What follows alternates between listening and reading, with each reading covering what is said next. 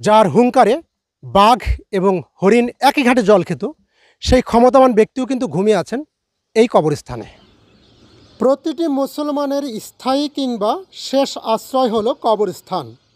কেননা আমাকে আপনাকে আজ না হয় কাল এই স্থানে আসতেই হবে। ইংরেজ শাসন অবসানের খুব কাছাকাছি সময়ে প্রতিষ্ঠিত হয় পান্তাপাড়া কেন্দ্রীয় কবরস্থানটি। শতবর্ষী এই কবরস্থানটির খুবই নান্দনিকতা প্রকাশ পেয়েছে, বিশেষ করে চতুর্দিকের রঙিন বেষ্টনীর কারণে।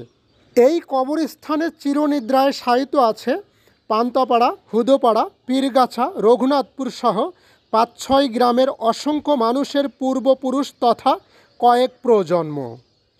এখানেই ঘুমিয়ে আছে দিনমজুর থেকে শুরু করে কোটিপতি, শিল্পপতি, বুদ্ধিজীবী সহ অসংখ্য মুক্তিযোদ্ধা। এটি এমন একটি আবাসন প্রকল্প যেখানে নেই ধনী গরিব ভেদাভেদ কিংবা সামাজিক রাজনৈতিক বৈষম্যের ছিটেফোঁটা। এই কবরস্থানের মাটির প্রতিটি কণার সাথে মিশে আছে আশেপাশের অসংখ্য মানুষের আত্মার বন্ধন তথা গভীর হৃদ্যতা। পান্তাপাড়া কেন্দ্রীয় কবরস্থানের পশ্চিম প্রান্তে সংযুক্ত ঈদগাহ ময়দান। ঝিনাইদহ জেলার মহেশপুর উপজেলার মধ্যে উল্লেখযোগ্য বৃহত্তর ঈদের জামাত অনুষ্ঠিত হয় এই ঈদগাহ ময়দানে।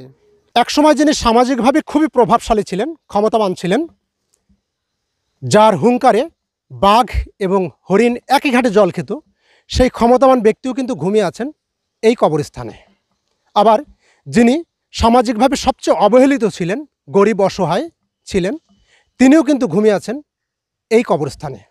সুতরাং মৃত্যুর কাছে ধনী গরিব ক্ষমতাবান সবাই সমান।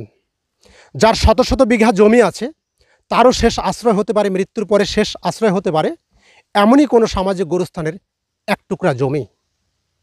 আমাদের মনের পশুত্ববাদ যখন মাথাচাড়া দিয়ে ওঠে, তখন আমরা যদি কোনো গোরস্থানে যেয়ে কয়েক মিনিট অবস্থান করি এবং আত্মোপলব্ধি করি, নিমেষেই চূর্ণ বিচূর্ণ হয়ে যেতে পারে আমাদের মনের সকল পশুত্ববাদ। ঘুগরি পান্তাপাড়া কবরস্থান থেকে M A Razzak Tutul, R television.